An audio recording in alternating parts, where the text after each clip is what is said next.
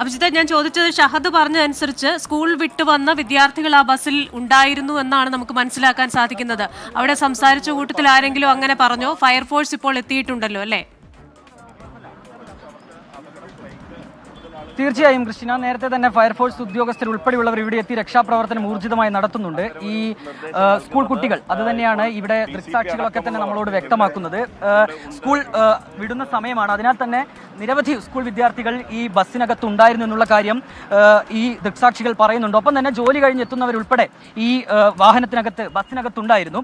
നമ്മൾ നേരത്തെ സൂചിപ്പിച്ചതുപോലെ തന്നെ ഈ റോഡിൽ നിന്നാണ് ഈ ബസ് വരുന്നുണ്ടായിരുന്നത്. അതിനിടയിലാണ് നമുക്കിപ്പോൾ ഈ ദൃശ്യങ്ങളിൽ കാണാം, ഈ ബൈക്കിനെ ഓവർടേക്ക് ചെയ്യാനുള്ള ഒരു ശ്രമമായിരുന്നു ബസ്സിന്റെ ഭാഗത്തുനിന്നുണ്ടായിരുന്നത്. അതിനിടയിൽ നിയന്ത്രണം തെറ്റുകയും ബസ് ഈ ബൈക്കിനിടിക്കുകയും തുടർന്ന് ബസ് നിയന്ത്രണം വിട്ട് മറിഞ്ഞു എന്നുള്ളതാണ് നിലവിൽ ദൃക്സാക്ഷികളിൽ നിന്ന് നമുക്ക് ലഭിക്കുന്ന വിവരം. നമുക്ക് ഈ ബൈക്കിന്റെ ദൃശ്യങ്ങൾ കാണാം, അതാകെ തകർന്ന നിലയിലാണ്. അതിന്റെ ഹെൽമറ്റ് കുറച്ചപ്പുറം കിടക്കുകയും ചെയ്യുന്നുണ്ട്.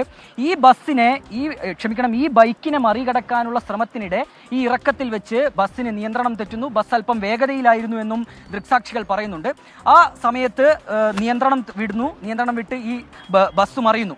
അങ്ങനെയാണ് ഈ രീതിയിൽ വലിയൊരു അപകടത്തിലേക്ക് കാര്യങ്ങൾ എത്തിയത് എന്നുള്ളതാണ് നിലവിൽ നമുക്ക് മനസ്സിലാക്കാനായി കഴിയുന്നത്. ഏതായാലും ക്രിസ്റ്റീന ചോദിച്ചതുപോലെ തന്നെയാണ്, സ്കൂൾ വിദ്യാർത്ഥികളാണ് കൂടുതലും ഉണ്ടായിരുന്നത്. കാരണം സ്കൂളൊക്കെ വിടുന്ന ഒരു സമയമാണ്. അതിനാൽ തന്നെ ബസ്സിൽ നിറയെ വിദ്യാർത്ഥികൾ ഉണ്ടായിരുന്നു. ഒപ്പം നിരവധി യാത്രക്കാരുണ്ടായിരുന്നു. പ്രത്യേകിച്ച് ജോലി അവസാനിക്കുന്ന ഒരു സമയം കൂടിയാണ്. അതിനാൽ തന്നെ നിരവധി യാത്രക്കാർ ഈ ബസ്സിനകത്തുണ്ടായിരുന്നു എന്നാണ് നിലവിൽ ലഭിക്കുന്ന വിവരം.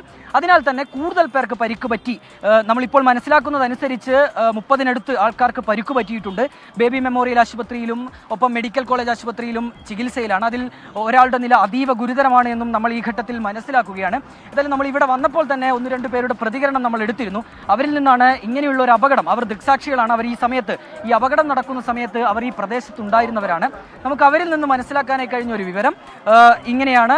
ഈ മെഡിക്കൽ കോളേജിലേക്ക് പോകുന്ന ഈ വഴി, അരയിടത്ത് പാലത്ത് ഈ ഗോകുലം മാളിന് മുൻപിലുള്ള ഈ വഴിയിലൂടെ മെഡിക്കൽ കോളേജിലേക്ക് ബസ് പോകുന്നു. മെഡിക്കൽ കോളേജിലേക്കുള്ള പ്രൈവറ്റ് ബസ്സാണ്. അതിന് സമാന്തരമായി തന്നെ അതിനൊപ്പം തന്നെ അതേ ദിശയിൽ ഒരു ബൈക്ക് സഞ്ചരിക്കുന്നുണ്ടായിരുന്നു. ഈ ബൈക്കിനെ ഓവർടേക്ക് ചെയ്യാനുള്ള ഒരു ശ്രമം ഈ ബസ്സിന്റെ ഭാഗത്തു നിന്നുണ്ടാകുന്നു. അതിനിടയിൽ ബസ് ഇടിക്കുന്നു, ബസ്സിന്റെ നിയന്ത്രണം തെറ്റുന്നു, ബസ് തലകീഴായി മറിഞ്ഞ് റോഡിലേക്ക് വീഴുകയാണ്.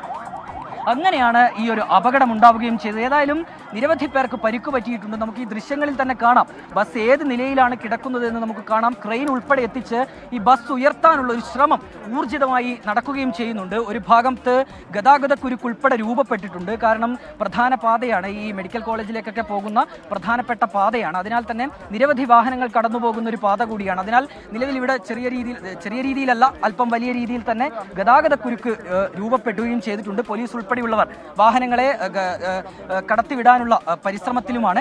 ഏതായാലും ക്രിസ്റ്റീന, പരിക്കേറ്റവരുടെ നില, അത് ഒരാളുടെ നില ഗുരുതരമാണെന്നറിയുന്നു. ബാക്കി 30ഓളം പേർ വിവിധ ആശുപത്രികളിലായി, ബേബി മെമ്മോറിയൽ ആശുപത്രിയിലും ഒപ്പം കോഴിക്കോട് മെഡിക്കൽ കോളേജ് ആശുപത്രിയിലും ചികിത്സയിലാണ്. കോഴിക്കോട് അരയിടത്തുപാലത്താണ് ബസ് മറിഞ്ഞ് അപകടമുണ്ടായിരിക്കുന്നത്. അതിന്റെ തത്സമയ ദൃശ്യങ്ങളും വിവരങ്ങളുമാണ് പ്രേക്ഷകർ കണ്ടുകൊണ്ടിരിക്കുന്നത്.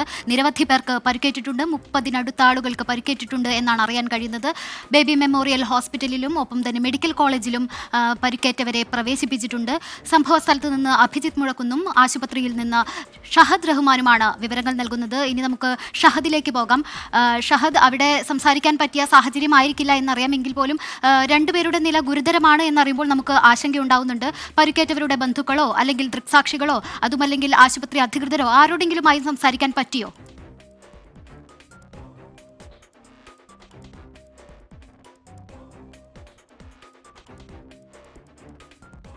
കോഴിക്കോട് അരയിടത്തുപാലത്താണ് അപകടമുണ്ടായിരിക്കുന്നത്.